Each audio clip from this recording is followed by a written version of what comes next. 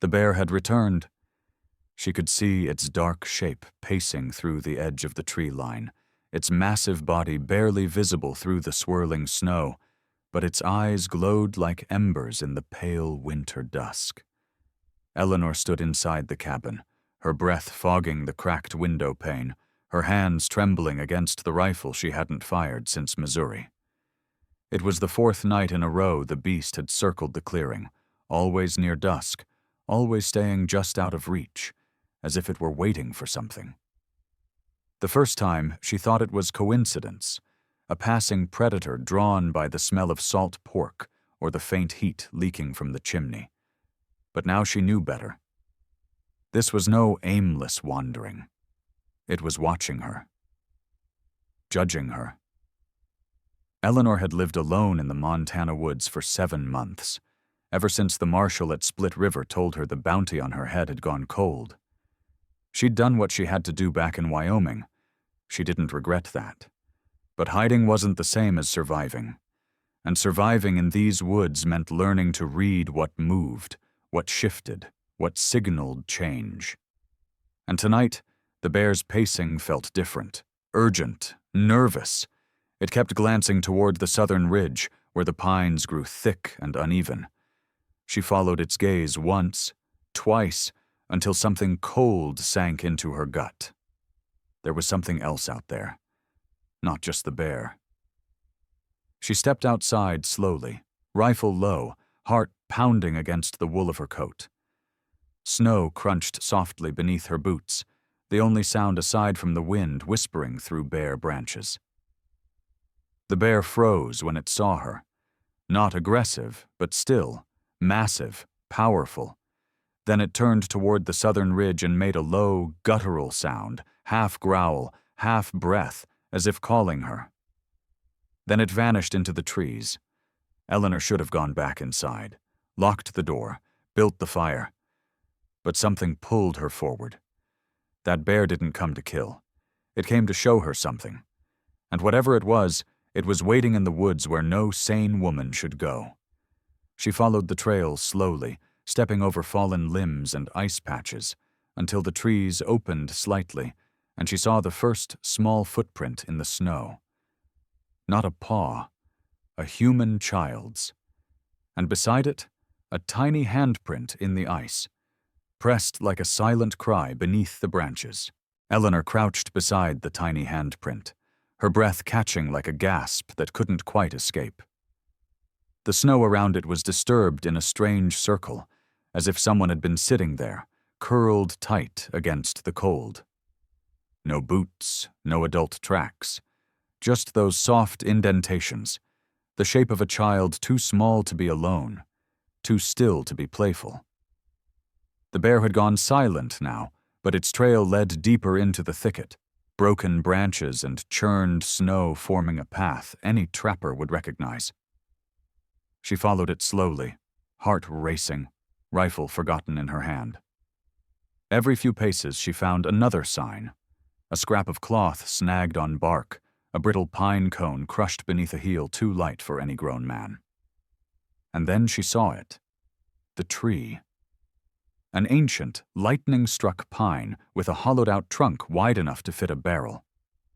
Inside, barely visible in the dim gray light, was a small shape huddled beneath a woven blanket. Eleanor's hands trembled as she lowered herself to her knees. The child looked up.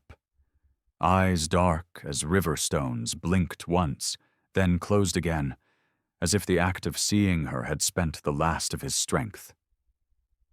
He couldn't have been more than 5. Thin, cheeks raw with wind, hair long and matted like moss. His lips were cracked. There was dried blood beneath his nose, and a deep cut on his left forearm, half-healed and dirty. He hadn't run away. He'd been left. Eleanor reached out and touched the edge of the blanket, expecting him to flinch, to pull back. But he didn't move. The bear was nowhere to be seen, but she could feel its presence like a shadow just beyond the trees. That creature hadn't just found this boy. It had been guarding him, circling the cabin to lead her here, or to make sure no one else did. She wrapped the child in her arms and lifted him gently, his body limp against her chest. He was feather light, like a sack of dried corn, barely there at all. As she carried him back through the snow, the wind picked up, howling through the trees in a long, mournful whistle. Halfway to the cabin, she saw the bear again.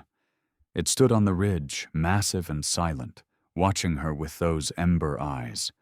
And then it turned and vanished into the woods. Not running, not afraid, but as if it had finished what it came to do. The boy stirred in her arms, and for the first time in days, Eleanor felt something warm press against her ribs. A heartbeat, not just his, her own, alive again, awake, watching, ready. By the time Eleanor reached the cabin, the snow had thickened to a steady curtain, erasing the trail behind her as if the woods wanted to keep the boy's secret buried. Inside, she laid him gently by the fire, stripping off the damp blanket and wrapping him in an old buffalo robe she'd used once for her own fevers. His face twitched under the sudden warmth, but he didn't wake. She placed a tin mug of warmed water near his lips, and he sipped without opening his eyes. Hours passed. The storm raged, and Eleanor sat beside him, rifle across her knees, eyes flicking from his fragile chest to the door. When he finally stirred, it was with a dry cough and a flinch, as if waking in fear had become a habit. She said nothing at first, just handed him a piece of bread soaked in broth. He took it, chewed slow. Still no words. When she asked his name, he stared at her with hollow eyes, then turned his head away. She tried again, softer this time, but he pressed his hand against the side of his face and shook it slowly. Not no, just can't. Eleanor wrapped her fingers around his tiny wrist and saw the scar again. Long, ragged, not made by a fall or a branch, a blade. Her stomach twisted. She wanted to ask more, but something in his stillness told her the story would come in its own time, or not at all. That night, she moved her cot beside the fire and slept with one hand on the rifle, the other draped lightly over the boy's form beneath the robe. He never cried, not once. But at some point in the dark, she woke to find his small hand clutching hers. And in the stillness, a single word escaped his lips, like a breath torn from a nightmare. "Mama."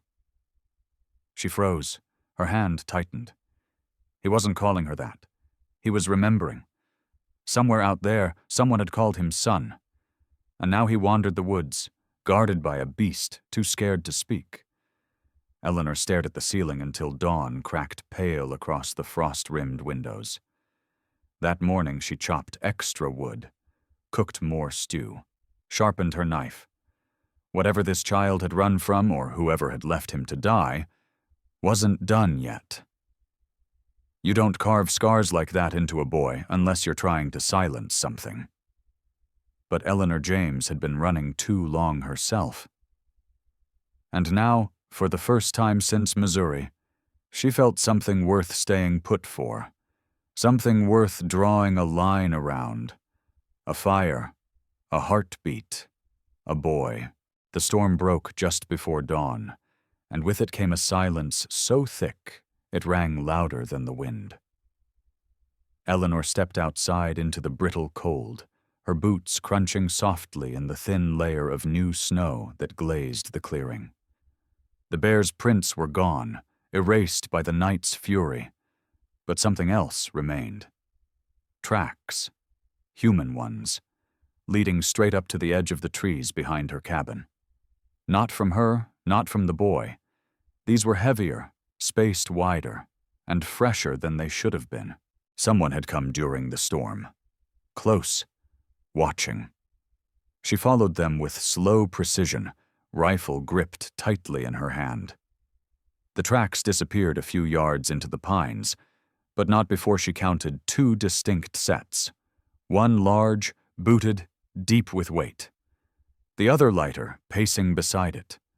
More than one man. Watching from the woods, Eleanor returned to the cabin, face pale, heart hammering behind her ribs like a warning drum. Inside, the boy was awake, crouched by the hearth like a shadow trying not to be seen.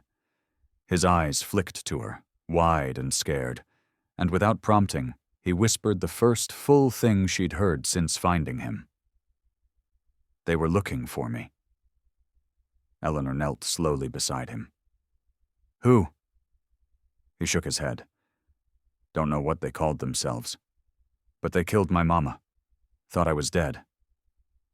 His fingers trembled as he reached inside the buffalo robe and pulled out something wrapped in rawhide, small, flat, smudged with soot, a beaded medallion, Apache symbols, blood dried into the cords. "She wore this," he whispered. Eleanor took it gently. "They'll come back," he said. "They always do." Outside, the sun edged up over the hills like a blade. Eleanor stood, rolled her sleeves, and stoked the fire higher.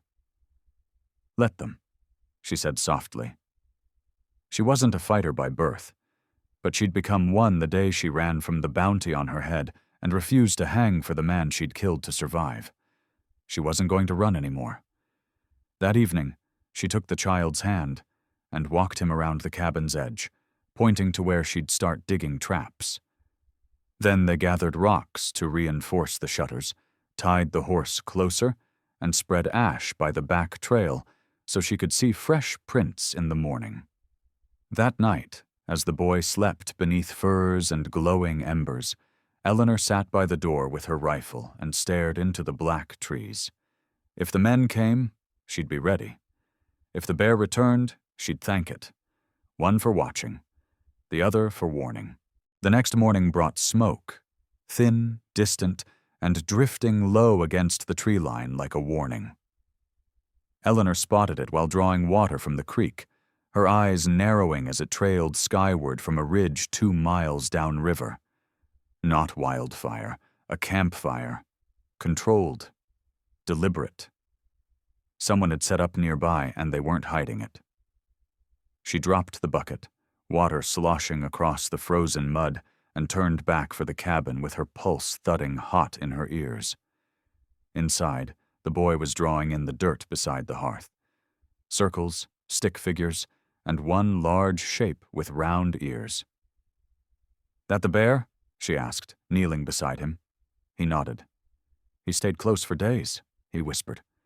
"Growled when they got near." Eleanor wanted to ask more, but the moment was broken by a sound outside. Hoofbeats. Not her horse. Too many. She grabbed the rifle and pushed the boy behind the woodpile, her movements sharp but steady. The hoofbeats stopped 30 yards out. She peered through a gap in the shutters. 2 riders, rough-looking men in trail-worn dusters, rifles slung easy but ready. One leaned forward and hollered, "Ma'am, just looking for a boy wandered off. Apache child. Dangerous one. Took something he shouldn't." Eleanor didn't answer. Her breath stayed low. The boy shook behind her, eyes wide. "That's them," he mouthed. The other man chuckled loud enough to carry. "Heard there's a bounty. Might be he's hiding in these woods. We're just asking folks to help do the right thing." Eleanor stood slowly, stepped outside, and leveled her rifle without blinking. "Ain't no boy here," she called back, voice cold. "Just me and silence, and I like to keep both." The first man smiled, all yellow teeth and arrogance. "Didn't mean no trouble? Just askin'?" "You've asked," she said. "Now ride." They hesitated, calculating whether she was bluffing, but something in her stance, or maybe the hard line of her jaw, convinced them. They backed off, turned their horses, and disappeared down the trail. But she knew they'd be back. This wasn't over. That night she cleaned her rifle twice and laid snares by the back trail. She tucked the boy against the far wall, wrapped in both furs and silence. He didn't sleep easy. Neither did she. Around midnight she heard the bear again, just outside. Not pacing this time, sitting, guarding. like it knew what waited in the dark and dared it to come closer. Eleanor whispered thanks through the logs and closed her eyes for a breath. If the bear stayed close, maybe they had a chance. Just maybe. At dawn, the wind shifted, and with it came a silence too perfect to trust. Eleanor stepped out into the brittle morning light, her boots crunching over frosted earth as she made her way to the snare line behind the cabin. 3 traps had been set along the back trail, carefully covered, baited, hidden beneath ash. Now one was missing. Not sprung. Missing. The entire thing gone, dragged off into the trees like it had never been there. She crouched low and followed the faint drag marks, rifle slung tight and senses sharp. 20 yards in, she found the snapped rope, cut clean, not broken by a panicked animal, severed with a knife, and in the snow beside it, a boot print, big, deep, fresh. Her stomach coiled. They were already back, already inside her perimeter. When she returned to the cabin, the boy was huddled beneath the robe, eyes alert, clutching the Apache medallion to his chest. "They're coming," he said softly, as if he'd sensed it before she had. Eleanor nodded. Tonight. She spent the day turning the cabin into a trap of its own. She stacked firewood under the back windows and soaked it with lamp oil, moved a pile of tin pans beside the door to clatter if nudged, replaced the front latch with a long wedge of hickory that could jam shut on command. And she taught the boy to crawl into the crawl space beneath the floorboards, where the fire's heat reached, but no light showed through. "You stay there," she said, "no matter what you hear." He looked up at her, something brave and breaking in his face. "Will the bear come back?" She hesitated, then knelt beside him. "I don't know. But if he does, you trust him." As the sun dipped low, she sat in her rocking chair with the rifle across her knees, the fire low, eyes fixed on the door. Hours passed. Then, just before midnight, a twig snapped behind the cabin, not the sound of a deer or rabbit. A slow, deliberate crunch, followed by silence, then another. She stood, heart thundering in her throat, and moved toward the rear wall where the sound had come from. A flicker of motion, a figure, and then an unholy roar ripped through the clearing. The bear. It wasn't circling anymore, it was charging. She heard shouts, panic, then a scream cut short, and just like that, the night went still. No gunfire, no retreating hoofbeats, just wind and breathing. Eleanor stepped onto the porch and saw the bear standing on the ridge again, blood on its shoulder, eyes glowing in the moonlight. It looked at her, then disappeared into the trees. She didn't know what it had done, but it had bought them time. Maybe more. By morning, the wind had scoured the snow clean, leaving behind only broken brush, a few dark stains in the frost, and the unmistakable tracks of something, or someone, dragged off into the trees.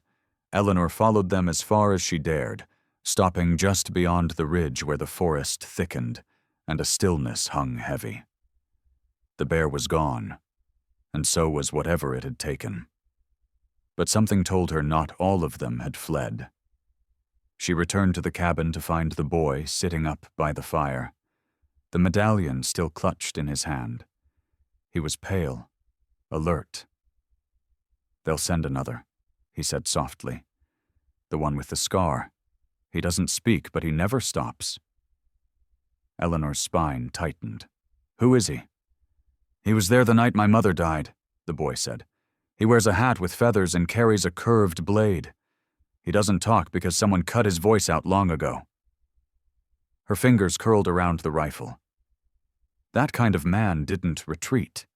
He waited, watched, took his time. The next 2 nights passed in silence. No riders, no tracks, no bear, just the kind of dead air that comes before a kill. On the 3rd night, she felt it before she saw it. The horses spooked just after sunset, snorting and pawing the frozen ground. The boy ducked into the crawl space without a word.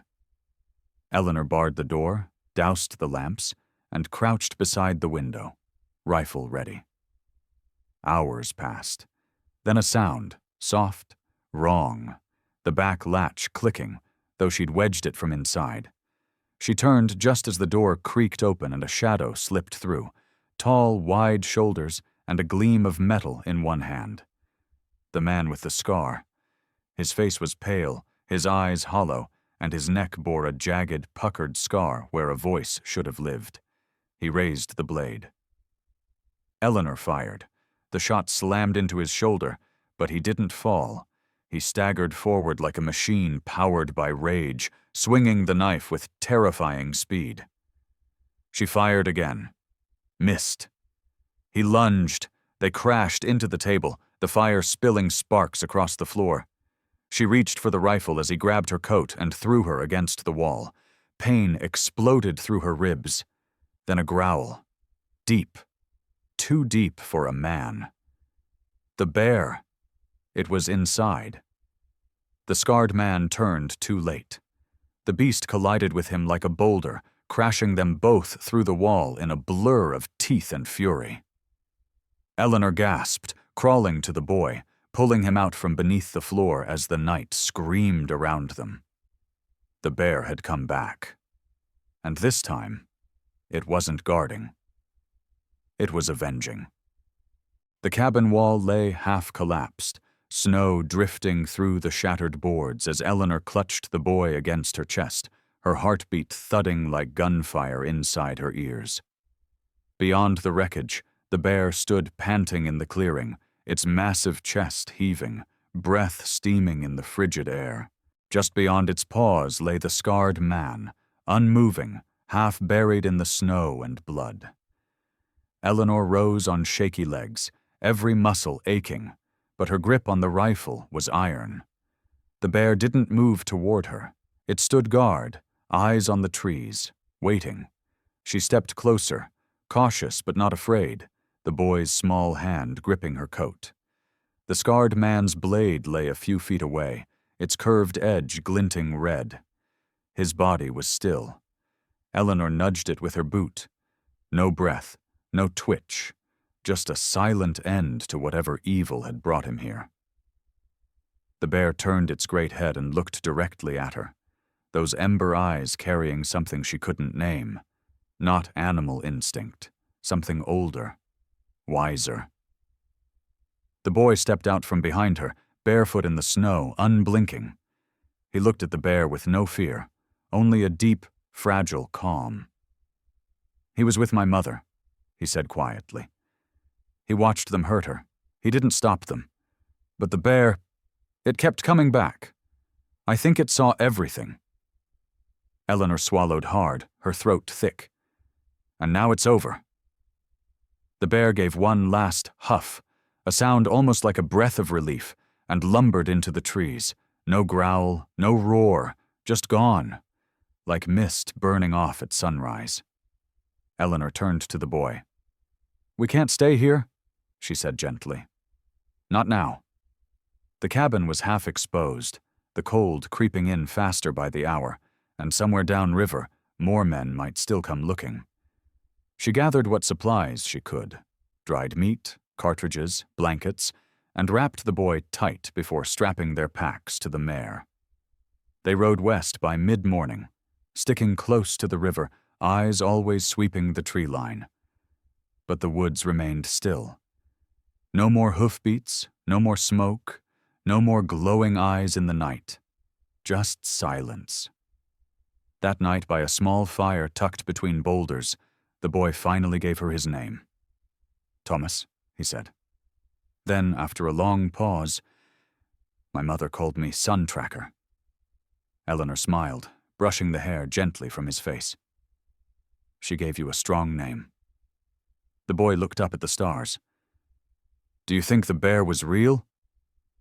Eleanor didn't answer right away. She just looked into the dark woods beyond their fire and whispered, "I think the right things find us when we need them most." And that night, For the first time in years, she slept without her hand on the rifle. By the 5th day west, the woods began to thin, and the scent of pine gave way to the dry, sun-baked smell of sandstone and dust. Eleanor and Thomas rode in silence, the mare moving slow but steady under their weight, her breath fogging only slightly in the crisp morning air. They were deep into the mesa country now, red cliffs rising in quiet walls around them, canyons yawning wide, the land open and sharp. It was dangerous territory, but less so than the men behind them. Eleanor had grown used to watching over her shoulder, used to sleeping light and walking quiet. But with every mile they put between themselves and the ruined cabin, her shoulders lowered just a little. Thomas rode behind her now, small arms wrapped around her middle, cheek resting against her back. He hadn't spoken of the scarred man since the night they left, but his grip told her everything. He hadn't let go once. That afternoon, they reached a rise overlooking a long valley split by a slow-moving creek.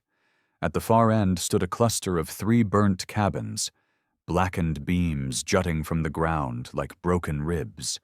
Eleanor dismounted, scanning the horizon. No fresh tracks, no smoke, safe enough to stop. Thomas slid down after her, eyes fixed on the ruins below. "Is that a town?" he asked. "It was," she said. "Long time ago. Cattlemen tried to settle here. Apache ran them out. The land wasn't meant to be taken." He nodded, as if the land's memory meant something to him. That night, they built a fire near the creek and warmed beans and rabbit on a flat stone. Thomas ate more than he had in days. His cheeks had color again. His eyes no longer darted with every snap of a twig. "I dreamed of the bear last night," he said softly as the stars came out. "It stood between me and the dark." Eleanor smiled without looking at him. "That's where it's always been?" He looked up at her then, brow furrowed. "Why did it help us?" She stirred the coals gently. "Maybe it saw something in you worth protecting. Maybe in both of us." They sat in silence, firelight dancing across their faces. Somewhere in the hills, a coyote called, but it was distant and lonesome, not hunting. Thomas leaned against her shoulder, and she let him stay there, unmoving. The scars they both carried didn't vanish, but here, among ashes and stars, they no longer stung. And as the flames curled skyward, Eleanor knew something had changed, not just in the boy, not just in the woods behind them, but in herself. For the first time since Missouri, she wasn't running. She was moving forward. They found the ridge by accident, a high ledge over the valley with a view so wide it made Eleanor's breath catch. The wind moved softly through the junipers there, and the rocks were warm with sunlight even in early spring. Thomas had picked the spot without knowing why. "It feels quiet," he'd said, kneeling to trace a spiral of stones someone long ago had set into the earth. Eleanor had seen symbols like that before, etched into canyon walls, painted on hides. Circles, the sign of things that didn't break. Life, death, return. She knew the boy hadn't just picked the spot for its view. He was ready. They both were. That morning, she helped him unwrap the rawhide bundle he'd kept close for weeks. The Apache medallion, cleaned now, polished gently with oil and cloth. Thomas held it with both hands and walked to the center of the spiral. "This is where I leave it," he said softly, "so she can find her way." Eleanor watched, heart full, as he laid the medallion down on a flat rock, smoothing the hide straps beside it like a farewell touch. Then he stood and turned to her. "You think it's okay?" She nodded. "It's perfect." They sat together on the ridge for a long while, watching hawks circle far below, the sky wide and unbroken above them. No sounds of riders, no signs of danger, Only the wind and the slow exhale of a world that had given them back a kind of peace. Eleanor reached into her coat pocket and pulled out something she hadn't touched in months, a silver ring with a worn turquoise stone. It had belonged to her mother, lost when the fire came in Missouri, found again by chance in the ashes after everything she knew had burned. She pressed it into Thomas's palm. "You'll keep this," she said, "so you remember who you are, and what you survived." He closed his fingers around it slowly, then looked up at her with eyes that had seen too much for his age, and yet still held a quiet hope. "Where do we go now?" he asked. She smiled. "Anywhere we want." They rode on that afternoon, not in haste, but with purpose, following the old game trail that wound down into the valley. Behind them, the spiral of stones remained untouched, the medallion catching the sun just once, as if to wink goodbye. And though the bear was gone, they both felt it, watching from the trees one last time, not to protect, not to warn, just to witness two lives step out from under the weight of the past, together, alive, unbroken, moving forward